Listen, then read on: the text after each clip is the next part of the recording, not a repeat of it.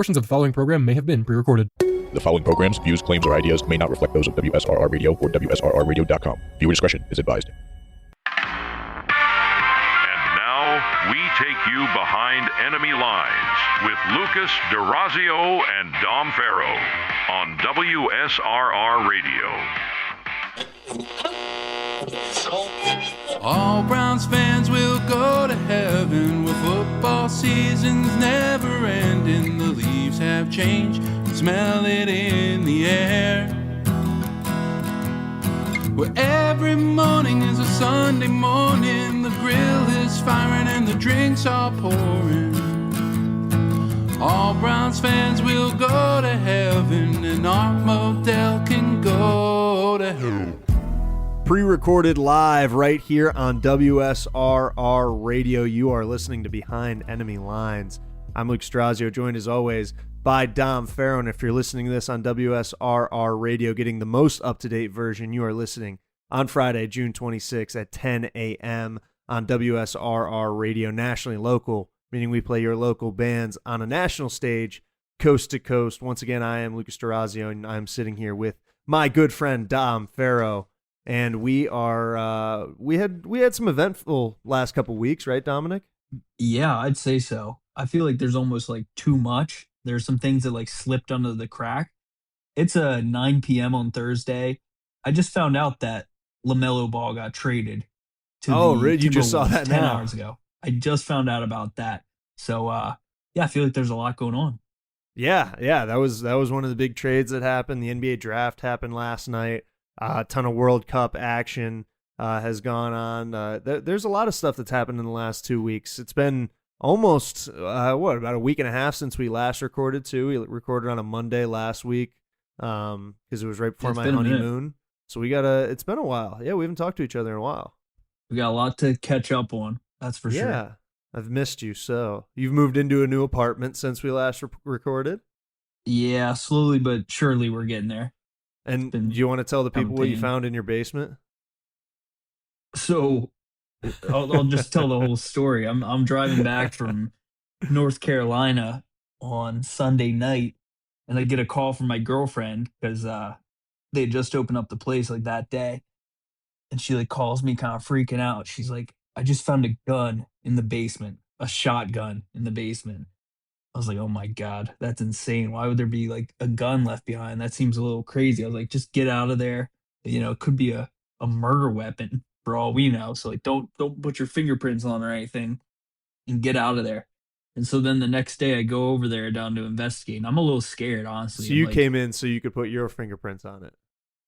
Well, I actually didn't want to do that. That wasn't my plan. You didn't want to touch it? Okay. No. But go on. I just wanted to like get a look at it. And so I go down there, I take a look, and I'm like, this is a gun. This is a real gun down here. Like, she wasn't lying. So I get out to, like, take a video of it, and I, like, have the flash on. I turn on. I start out, like, pretty wide. I start getting closer. And as I get closer on the flash, I can see there's, like, an inscription on it. I'm like, oh, maybe let's see what kind of gun it is. I go in a little bit closer. It says BB repeater, like, pellet gun. I'm like, are you kidding me? Like this thing looked real too. And yeah, it was like no, you sent me the picture. Like, clean in the basement. You sent me the picture, and I was like, oh my God, what the hell did Dom get himself into? And I showed my new wife before I even like got the next text from you. I was like, Dom just found a gun in his basement, and then you were like, nah, it's just a BB gun. And you got me on a picture. It looked very legit. Like there's a reason why those BB guns have to be like orange tips now. That stuff is scary. Like I so this was like had somebody point a BB gun pistol at me like when I was young, probably like 16 or 17. I just rolled down my window, and this guy who was like my friend at the time, he just pointed this thing right in my face. I thought I was dead. Didn't have the orange tip on it or anything. Thought you were done for? You thought he was about to hit you with the blicky in the parking lot? Yeah, I thought it was over. I'm not gonna lie. Why would what did you think you had done to wrong your friend that you were just like, damn, he's straight up just shot me in the face? Nothing really. It's just like when there's a gun in your face, you don't even think. Yeah. You just react. You're like, oh, I'm dead. You sound like you're telling like a real story from the street. When there's a gun in your face, man, You can't think of anything else. I mean, It was an airsoft it felt pistol. real to me. It It felt was so an real. airsoft pistol, and you thought it was over right there. It was at the park. Oh, that's where they are. That's where it always Jesus happens. Christ. Jesus Christ. While you were discovering firearms in your basement, I was on my honeymoon in St. Lucia in the Lovely. Virgin Islands, Caribbean, and I You was see having a any good time. monkeys? I did not see any monkeys. I know we talked about this. There were a ton of. We were like at an all-inclusive resort. There was just cats walking around everywhere, and like it was pretty cool. I think they kind of like feed them, and they want them to like keep the rodent population down. Like maybe that's part of the kind of a part of the thing that the reservation or the what am I calling it? Resort kind of does. So that was, we saw a lot of those, some lizards, no monkeys though. Unfortunately, I was thinking about you while I was there, thinking about if any monkeys were going to come up to me. There was a cat that had like 5 kittens though, and it was just like chilling next to the bar, like with its That's pretty 5 cool. kittens. Yeah, That's and they were always like nice. like kittens, like they were months old, like they were very young. Really? They were That's very pretty cute.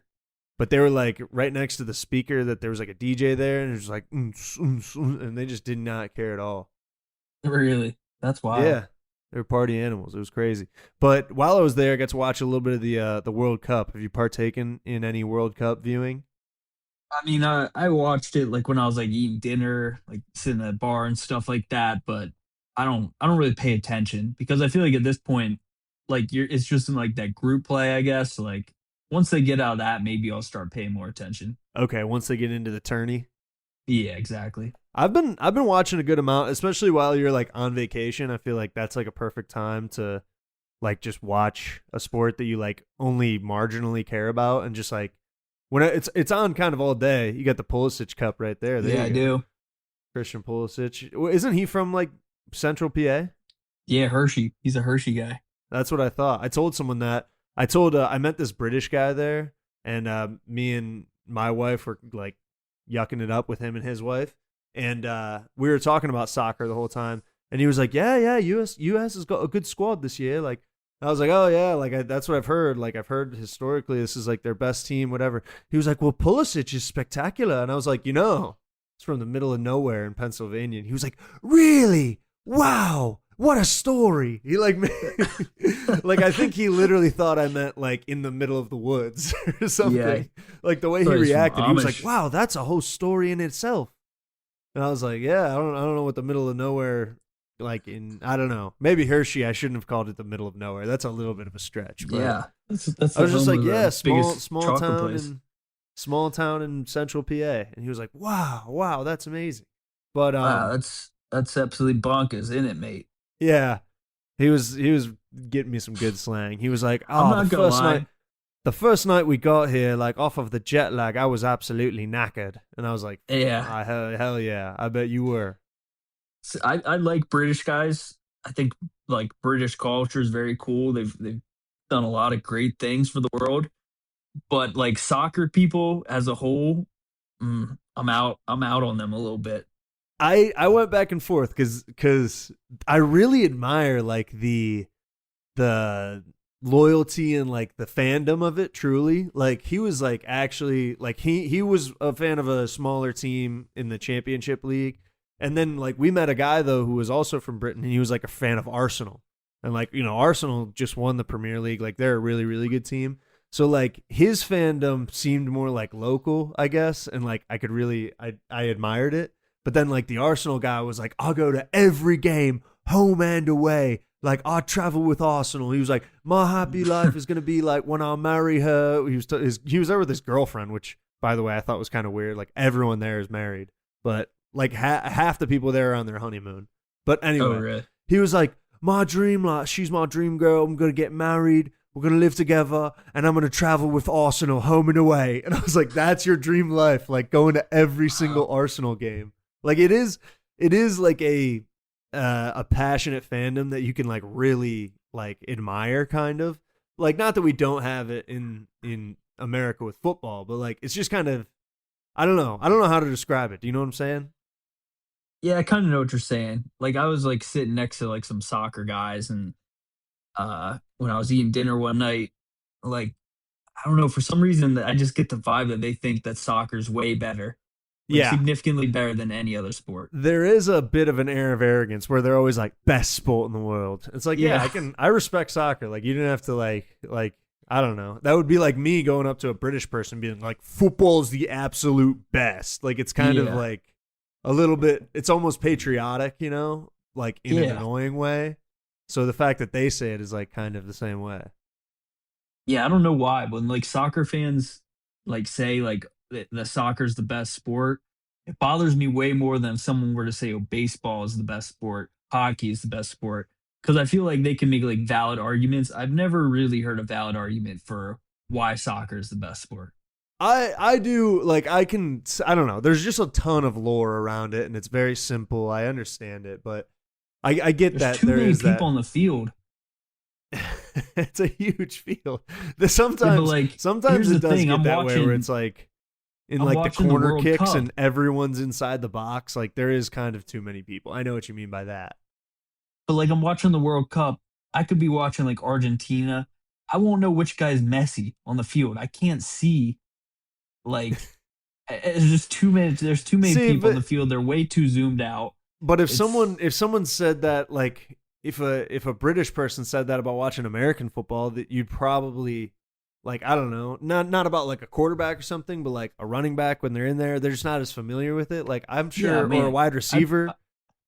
I'd probably agree with that. Like it is like when I'm watching football all the time, like I don't know who made that play at first. I need to see the replay.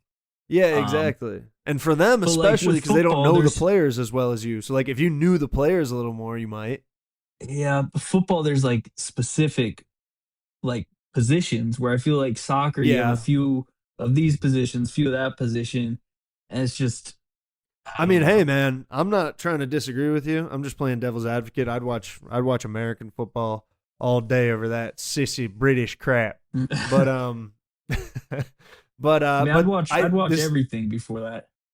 This does bring me to, I don't know, I'd rather watch that than baseball. I'm not gonna lie.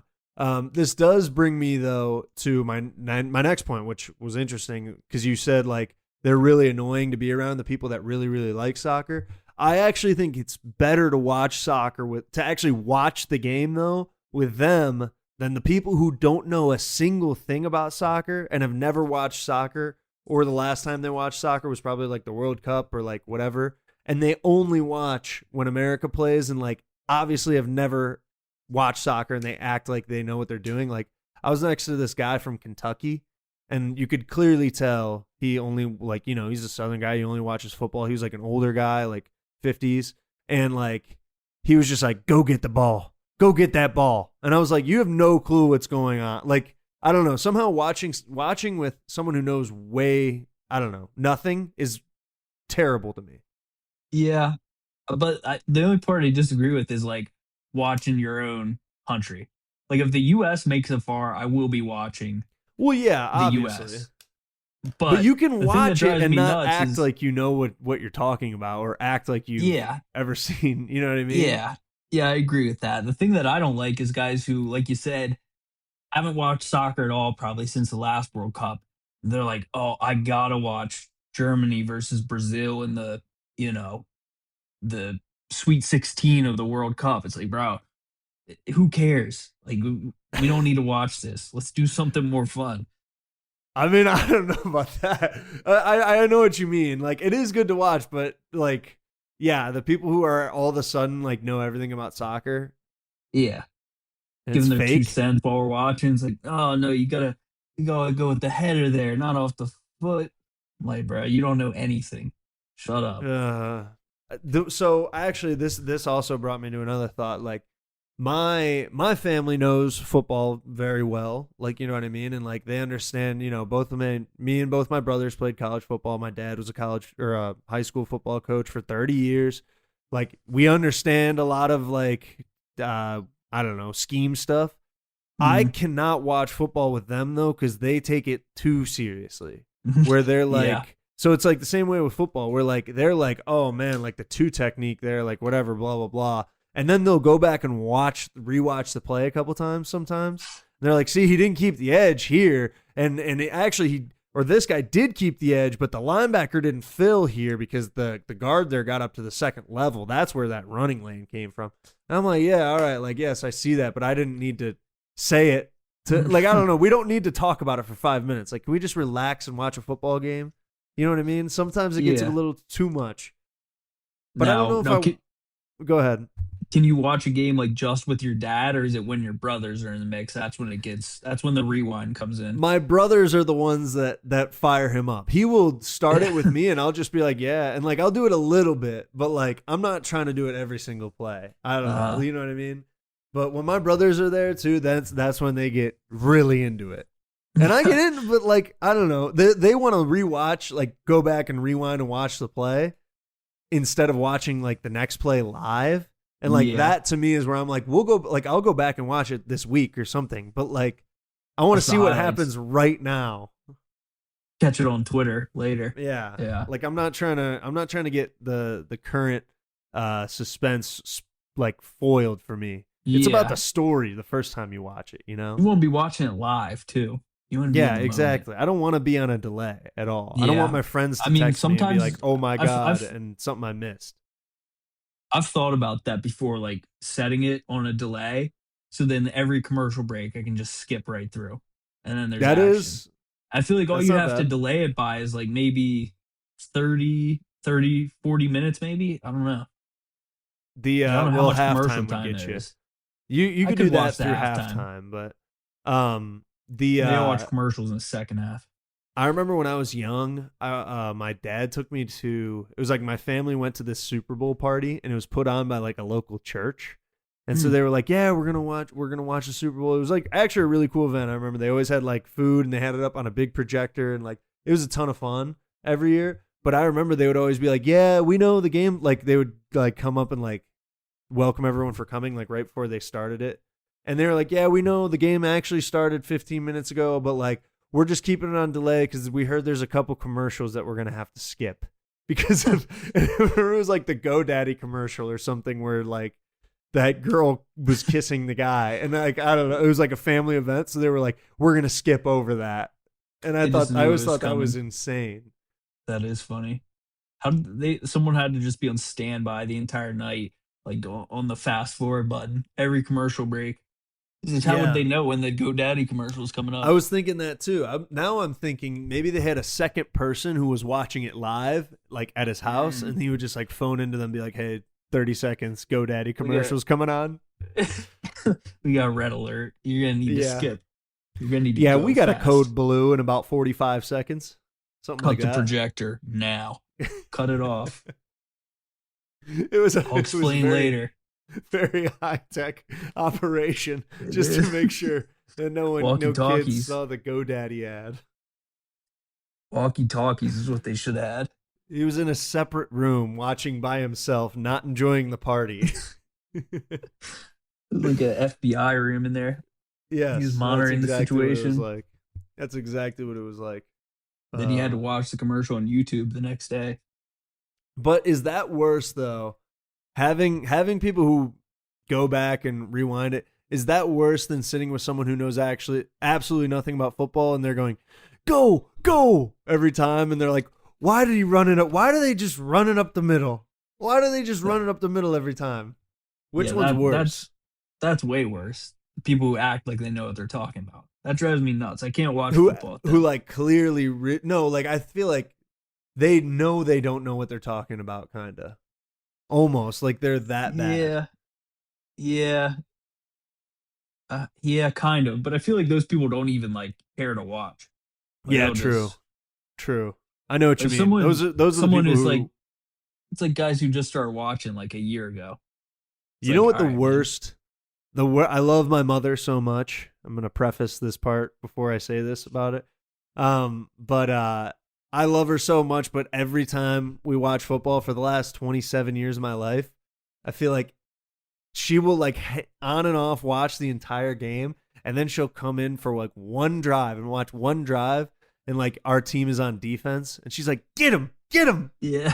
Every time I hear her say, get him so many times. Like every season I'll hear it at least 3 times where I'm just like, oh my God. Get him. Oh, That's funny. get him! I gotta say, oh, like, God. watching sports with someone who doesn't really understand what's going on, like specifically football, like I can deal with that. But what drives me nuts is like talking football with someone who clearly doesn't know what they're talking about, Yeah. especially when they're the one who's like asking the question. Like, so what do you think about the Steelers quarterback situation? And I'll give some like long answer about like what I'm thinking, like some of Yes. the intricacies of the team, and then you just get nothing in return. It's like, all right, this conversation's going nowhere. Or you give this long detailed thing, and then they're just like, I don't know, I just like the Allers from Penn State, and he's in Pennsylvania. I just think that would be good for the team. Yeah. And it's like, all right, Yeah. never mind. I'm sorry. Yeah, He's like, I think we met a- he'll be able to connect with the players because of that. But I think yeah, we met a few of those guys down at the draft. we did, and you There gotta are love definitely a them. few We of them. appreciate everyone that we ran into there. We appreciate you for listening to 100%. Behind Enemy Lines. Stick with us here through our first break right here on WSRR Radio.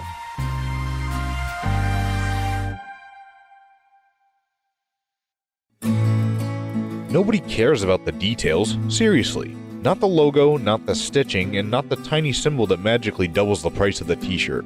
Think about it. The shirt you're wearing right now and the one I'm wearing do the exact same job. They cover us, they keep us warm, and they stop us from being arrested for public indecency. The only difference is a swoosh, a rectangle, or a name that convinced you it was worth more money. That's where GenericClothes.com comes in. They skip the branding nonsense and get straight to the point. Shirts that literally say what they are. Sports team, political statement, music band. No hype, no pretending, just honesty and a sense of humor at the expense of big clothing brands. If you're tired of paying extra for a logo that nobody actually cares about, or you want the perfect gift for someone who actually gets the joke, head to GenericClothes.com. Nobody cares about the details. Get to the point.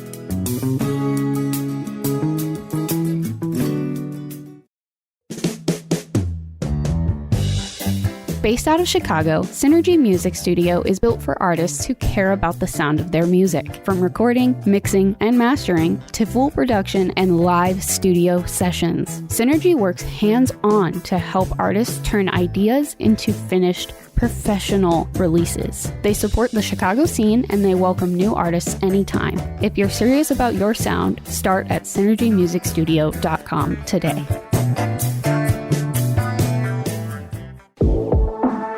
Playing the ball where it lies. Lucas and Dom are back on WSRR Radio. Welcome back to Behind Enemy Lines right here on WSRR Radio, brought to you by Hellbender Vinyl. Hellbender is Pittsburgh's first and only custom vinyl record pressing plant, perfect for the local and independent artists just like the ones we play here on WSRR Radio who want to take their album release to the next level.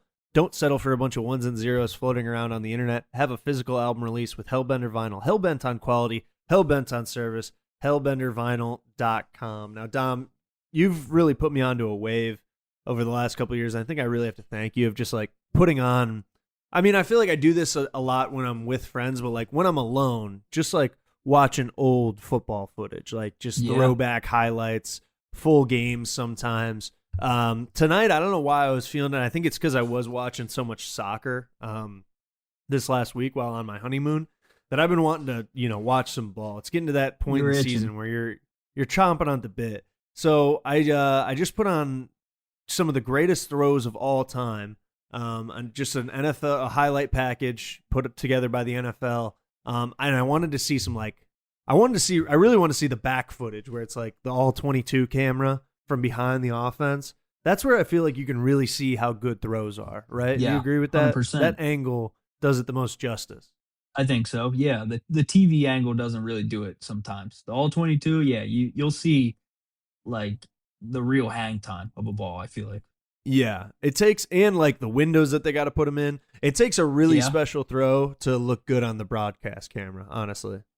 Yeah, I agree. And it takes a good camera operator too. You need a guy who has the wherewithal to zoom out so you can see that ball all the way. I don't want to see it out of the frame. I want to see that thing in there the whole time. Yeah, and you also want to be able to see the defenders coming in, what the receivers dealing with. It's a tough job. I don't think people give these ops enough respect. Respect the camera operator. Absolutely have to. But I was seeing some guys on there that, just some of the all-time greats, like quarterback-wise. And I was thinking about, I think there was one specific throw that that made me think about the conversation of who, like, all-time NFL quarterbacks, who has the most aura. The clip actually that made me think about it was when Joe Montana threw that touchdown against the Cowboys to Pearson in the back of the end zone. Yeah. You remember that catch? You know which one I'm talking about? Or Dwight Clark, actually, it was. Yeah, it was the Dwight catch. Clark in the back of the end zone? Yeah, the catch. Yeah. That's right. It's like one of like 3 the catches in the 49ers history. But he gets tackled after he throws his touchdown, and then they show Montana, and he's backing away from the camera, like staring at this defender that he like just tackled him, whatever. Mhm. And then he points at him and then walks away. That's cold. And I was like, that's tough. That's cold as hell. Like, ice cold. that was like, I was like, wow, Joe Montana had serious aura. And then like that got me thinking about like who's the quarterback, because like really when you think about best player of all time, you kind of have to think of, you start thinking about who the best quarterbacks of all time are. But who's the best quarterback with like the most aura? Because like in the NBA, I feel like it's pretty clear cut. Like Jordan all time is one of the best, obviously, but also has the most aura. Yeah, Like, but I feel like help. it's like him.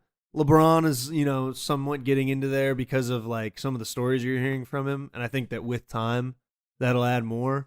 But Yeah, like, he was just like a little too corny, and also like, the era he was in with social media and stuff, like too Exactly. overexposed. You know what I mean? exactly, he's still a better basketball player, but I will say Jordan has a little bit more aura, and that helped him obviously at the times, like you said. But he has more aura than him, and like I feel like he's the number one guy for that in like the NBA, where it's like, everyone respects him, everyone feared them, and like everyone can, appreciate his greatness. Whether he's the greatest of all time or not, you still can appreciate it.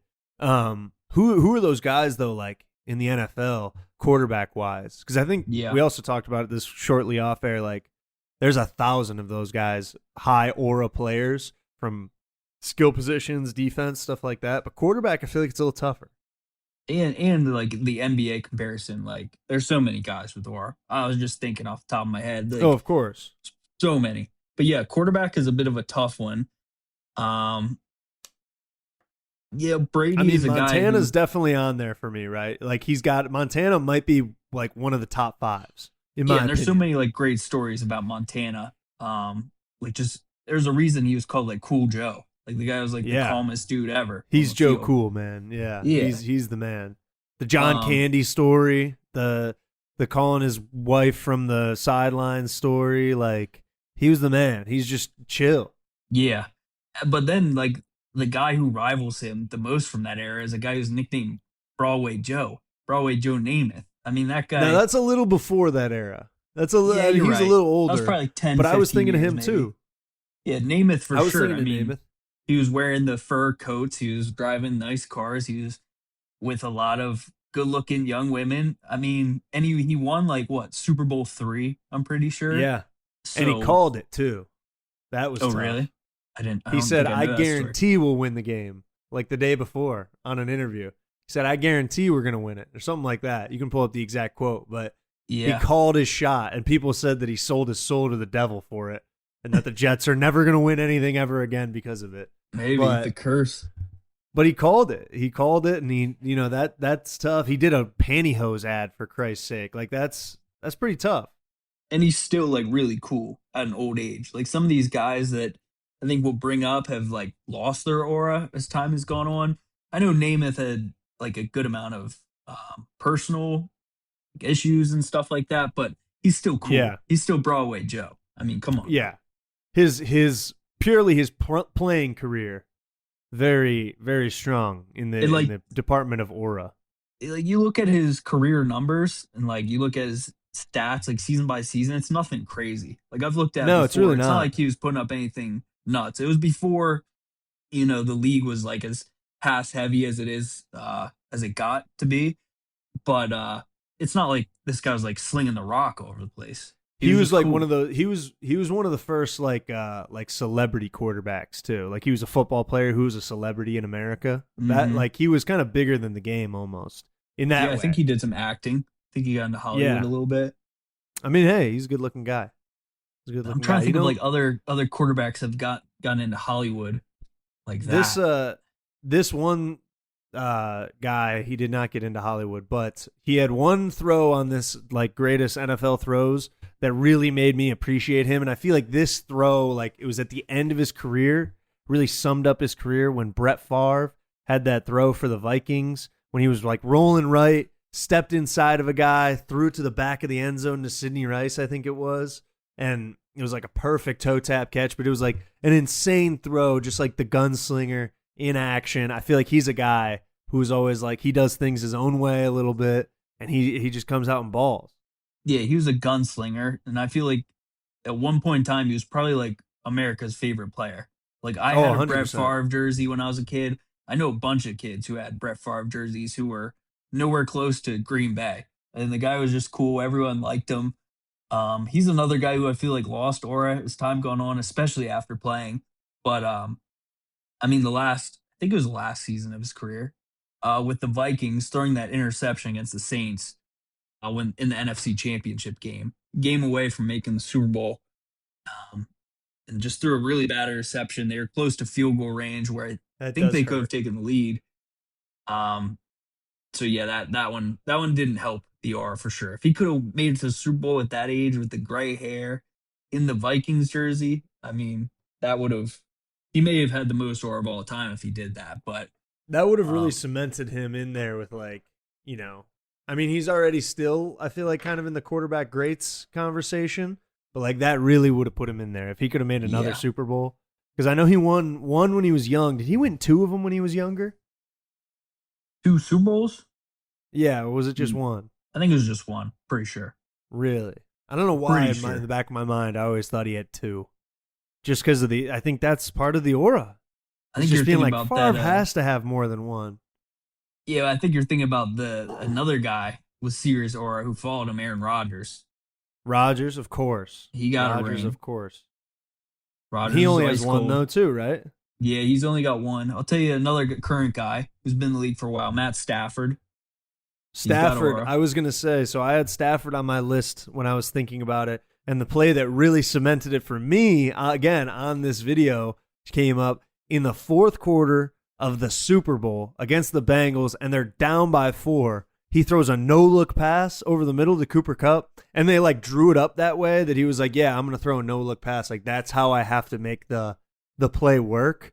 That in itself, and I'm glad that he did get his ring because he deserved it because of his aura. Yeah, he needed his respect because I feel like when he was with the Lions, he was balling, but people were like, oh, he just had Calvin Johnson. And those teams sucked outside of those 2 guys.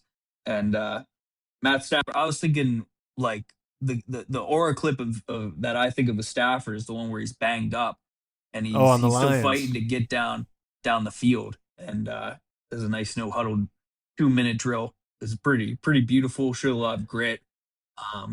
He can barely stand, but he keeps on going. They win the game, and he can like barely walk off at the end of it.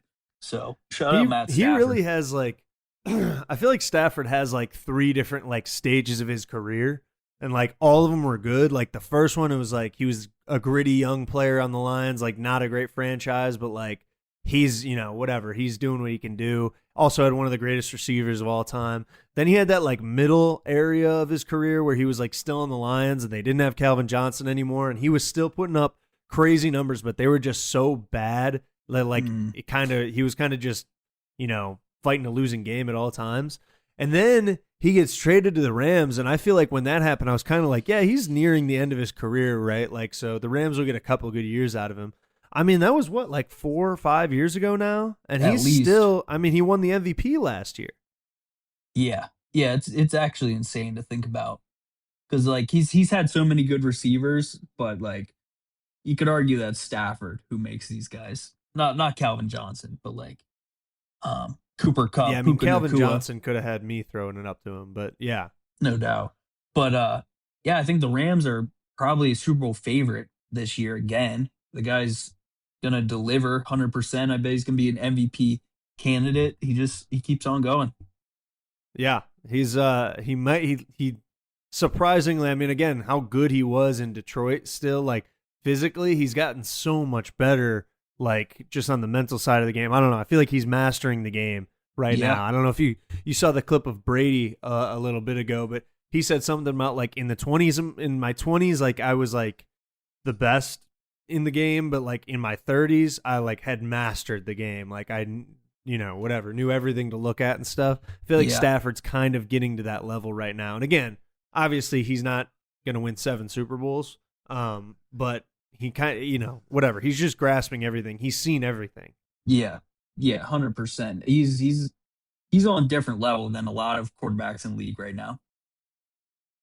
Yeah. So then it got me to the thought of like those borderline guys of like how much aura did they have or not. I did think I want to give you a shout out too, because I did say Ben Roethlisberger was on there. He's a guy who had like a different type of like, especially local when you're in Pittsburgh, like you'll still obviously see Ben Roethlisberger jerseys. Like people will bring up Ben Roethlisberger if you talk about the Steelers for long enough. Yeah. Ben is like the definition of Pittsburgh Steelers football. Another guy who just did it banged up all the time. Always just found a way to deliver for the team. Like every single game with Ben Roethlisberger starting, you knew you had a chance to win. And I think that's a big thing with aura. And I feel like the opponents felt the same exact way. Like we're going up against Ben. Like this is not going to be easy. No matter who's in or out. Like if Ben's playing, it's going to be a battle. So that guy, definitely had some aura loss moments, especially early in his career. Yeah. But I think the way that he went out, I think, just the epitome of Pittsburgh Steelers football, really gritty guy. Definitely not the most aura of an NFL quarterback in history, but he's got. But he had a different type of aura, I think, for sure. It's kind of like, whatever, blue not as aura. Flashy. It just fit the team very well, which kind of like, you think about it, like Terry Bradshaw was kind of very similar for the Steelers. Like he's still considered, some people think he's like, an all-time great quarterback, even though it was that far back. And I do think he was the same way, where he like fit the city the exact same way. But there's a lot of other guys though that are like on the fringe that were great quarterbacks, like the all-time greats, but it's kind of like, do they kind of have low aura? Like Manning was the first one, Peyton Manning. Like not like, I think Eli might have more aura than Peyton. But Peyton's kind of Hollywood. You know what I mean? He's been on Saturday Night now Live. he is, for He's done sure. commercials. Peyton's a really funny guy. I think he's way funnier than Eli. Well, yeah, funnier, but that doesn't. I'm just saying, like when he was playing, had aura. That's what I'm focusing on here. I just watched a movie actually on the plane. I watched a movie on the plane of it's called "Is This Thing On?" It's Will Arnett, and he is going through a divorce. He becomes a stand-up comedian actually, and his wife is like goes on another date, and like they're like, oh, he's all worried that his wife's going on a date, and she goes on a date, and the guy she meets at the date is Peyton Manning. He's acting, and like he's not Peyton Manning. He's like a whatever. Oh yeah, the high school something coach or something like that. But like he was just like Peyton Manning was in a role, and I was like, what the hell's going on here? Yeah, I think Peyton went a little too far with the commercials. See him too much now.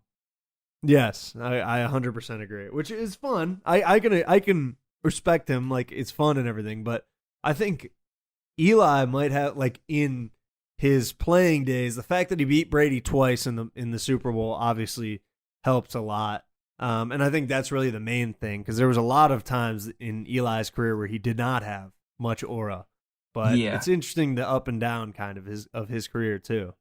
Yeah, he didn't really like go out very strongly. Like he just kept on losing more and more aura, just through more and more picks every single season, every single game, honestly. But yeah, beating Brady 2 times is huge. That's got to mean something. But I don't know. That he's kind of a dork. No, he is for sure. But what about Phil Rivers though? Phil's not bad, but he didn't win a Super Bowl, and that hurts. That hurts for me on the all-time aura list. I got another name though that's a really good quarterback that I respect a lot, and I really like him. But Well, first off, we didn't talk about Peyton a ton, but Drew Brees is what I was going to say. And then maybe we can go back to Peyton. But Drew Brees, Super Bowl winner. You look at it, he was second all time in yards, like passing yards in a career, only behind Brady. Drew Brees is kind of the man, but I love him, and I think he was great, and I think he should be talked about a little bit more almost sometimes, especially with like the physical tools that he had, whatever. Not really a high aura guy though. Yeah, no, definitely not a high aura guy. Yeah, like he delivered, all the stats are great, but Breeze is not the aura guy that we need. Didn't have that swag. He was kind of like successful Kirk Cousins. Yeah, I was thinking successful Derek Carr. I don't know if that's because Derek Carr played for the Saints at one point, but that's kind of what I was thinking. Derek Carr was just What do you boring. think of that? He's just a guy. In terms of like aura comparison. Yeah. This is the most ridiculous conversation we've ever had. This is the show. This is Beyond This is it. This is the show, guys. In terms of aura comparison, I would say that even though he has the Super Bowl, Breeze and Cousins are kind of at a similar level, no? Yeah, probably, because Cousins has the you like that. Yeah. I mean, Breeze never had anything like that. Come on. Breeze's argument is that he has a ring, and Kirk Cousins' argument is that he said you like that. I love that. That's perfect. Kirk Cousins got clips. Kirk Cousins was clip farming on them. What about when Drew Brees used to do the breakdown? That had aura in 2009. People thought that was really tough. I don't really remember that too much. You don't remember that? It was like Ray Lewis. It kind of was, but there was like some like rhyme chant that they would do. I remember before games with that season. But what about Peyton? Did Peyton have aura or no? Like I can't really decide. I think he did. I feel like you were scared to play him, but like he was so technical almost. Yeah. I feel like it's less. That moves less towards the aura side and more towards the respect and like, you know. Yeah, but like the way they ran the no huddle offense was pretty new back then, I feel like. And then the receivers that he had, Marvin Harrison, Reggie Wayne, who's their tight Dallas end? Clark. Dallas Clark, exactly. That's exactly what I was thinking about. I mean, he just had guys around him that I think boosted his aura. Gave him a little 5% boost, I feel like. 2 Super Bowls. I almost feel like the second Super Bowl run, like in a way, loses him more. Just the way he was moving around, he was waddling around. But you go back and you watch the games from that season and like that, you know, his Denver career. Some of the throws that he was making were like such bad physical throws, but he knew exactly where the defender was going to be and like they're perfectly on time. That it like he makes it work, even though he looks like he has a noodle for an arm. And every time he throws it, he looks like he's tearing something in his abdomen. Like he's still hitting the guys in stride where they need to be, which is kind of amazing. Yeah, no, when I was thinking about Peyton this whole time, I wasn't even thinking about the Broncos Peyton. Because when I think about him, like just in that jersey, he balled. He went crazy. That orange jersey is so ugly. But yeah, it just didn't look right. But as a Colt, Peyton Manning had aura for sure. And you think about Peyton Manning, last argument for him. He won the Super Bowl in his last year and then retired. Like, that's kind of sick. That's kind of what you want, right? Got to go out on top. And I think the biggest argument is he's hilarious on Saturday Night Live when he's on it. That's huge. Really? That's your argument? I feel like, I don't know. I kind of feel like that loses aura for me. Was he that funny? Yeah, he was great. Like the one where he's like teaching the kids how to play football.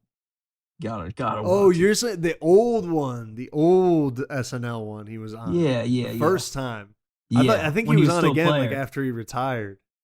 Yeah, I don't know about that one, but he's funny. I feel like if an athlete can act, especially in like a comedic role, I respect that a lot. Like when LeBron was in Trainwreck. I didn't see that one. I was like Kareem Abdul-Jabbar and Airplane. Oh, yeah, that's a good one. When LeBron was in Trainwreck, the director of Trainwreck was like, yeah, he has great comedic timing. Like, he knew exactly, like, he was actually a really good, like, addition to this movie. Like, as an actor. He was just a natural. And then what happened in Space Jam 2? Yeah, well, that's he had to carry in that. He's more of a comedic relief type guy. True. Yeah, you're right. That he needs to do more of those roles. It is crazy, actually. Now that you think about it, LeBron has been in 2 different movies, and both of them he's just played himself. That's kind of badass. I mean, what else could he play? Oh, there's this 6'10" guy. Yeah, that's true. I don't know what else I was thinking. Just like I said, like with Peyton Manning, if I saw him on screen being like, "Hi, my name's Jonathan," whatever, like he couldn't take it. It's like, no, you're Peyton Manning. I guess Kareem Abdul-Jabbar. I don't think he played himself in Airplane. I think he was just a pilot. I don't. Well, he kind of did, didn't he? A little bit. He's like 7 foot tall. I don't know. Yeah, he was technically. I think he technically was a different character, but then at one point, the one kid comes up. He's like, "Oh my God, Kareem Abdul-Jabbar! What's it like to play for the Lakers?" And yeah, you're right. That's a good classic. He plays Roger Murdoch. Roger Murdoch, that's his name. That's his character's name. Right. Okay, another teetering guy here in the last minute before we go. Cam Newton. Did he have? He kind of had aura. No, I was thinking about Cam Newton a lot during this. I think that the no Super Bowl, again, that hurts him. No ring. And the way that they lost in the Super Bowl, too, when he got strip sacked and then didn't dive on it, that hurts a lot, too. Yeah. Yeah, it does hurt. But he's made some, like, really, really ice-cold throws. He's had some nice flip moments. He's had a ton of clips running-wise. Yeah, that is true. Like the one where he was, like, talking to Luke Kuechly, and he was, like, saying, like, "Oh, you think this is going to be the option?" And then he said, "Watch this," and then scored a touchdown. Yeah, and he checks it to a wheel, and they scored. Yeah, I remember that one. That was all right. I like that a little bit. I like the one where they were mad at him for dancing, so he scored like 2 touchdowns and just kept dancing, and they were like pushing him. The defense, you ever seen that one? He's like, "If you don't want me to dance, don't let me score." Oh, yeah, I think I know what you're talking about. Yeah. He was hitting the low on him. Cam Newton lost aura, though, after playing. Yes, now his like podcasting career is like very like when you hear the Keon Coleman clip. You know which one I'm talking about? I don't think. Oh, look up him crashing out on Keon Coleman. It's crazy. Like to his face or just no on his like podcast or whatever. It's really good. I want to impersonate it, but I feel like I wouldn't do it justice. Yeah, I feel like I've definitely seen clips of his podcast, and the way, I don't know if that's like the way they do their podcast, but the style of the edits drives me insane. Like it's very strange. Like, so are the hats that he was wearing. It's like he's like looking at certain cameras at like certain times. It's like way too scripted. It's very weird. Very strange. Just like the hats he was wearing with like the tops cut out. Yeah. And his hair was popping out. Very strange. Not strange for you to stick right here on WSR Radio before our final break. Stick with us right here for more Behind Enemy Lines. Independent music has always been about doing things your own way, not cutting corners, not chasing trends, and definitely not handing everything off to someone who doesn't care about the end result. That's where Hellbender Vinyl comes in. Hellbender Vinyl is Pittsburgh's first and only custom vinyl record pressing plant trusted by artists across the country. They work hands-on with independent musicians to make sure each release sounds right and feels right start to finish. Every project includes 5 free test presses, so quality isn't a guessing game, it's built right into the process. So, if you're serious about your music and how it's released, don't settle for disposable formats. Press it with Hellbender Vinyl. Hellbent on quality, hellbent on service, hellbendervinyl.com.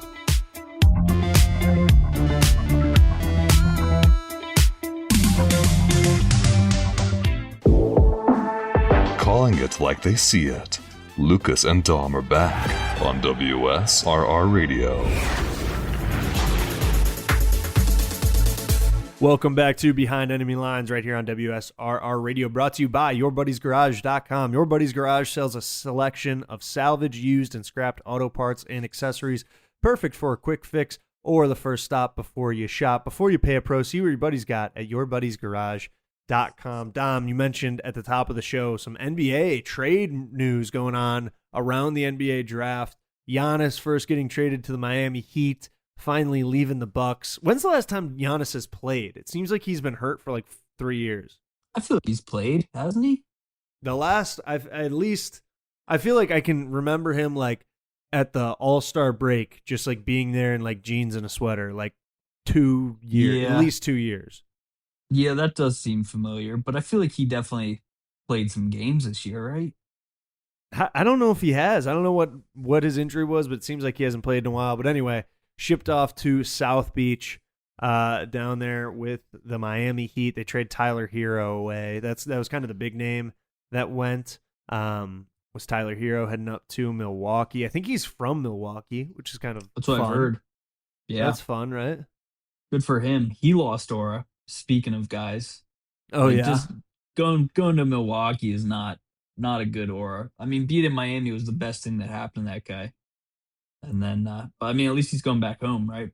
yeah. There you go. Are the Heat though now? Like it's him and Bam Adebayo. Like I don't know. They don't really have anyone else that like makes them contenders. Yeah, I was trying to think. And he's also there on a 1-year deal, so like he could just not sign for longer and just be a free agent next year anyway. Could be a one-off. Could maybe play another 30 games this year. Yeah, it's possible.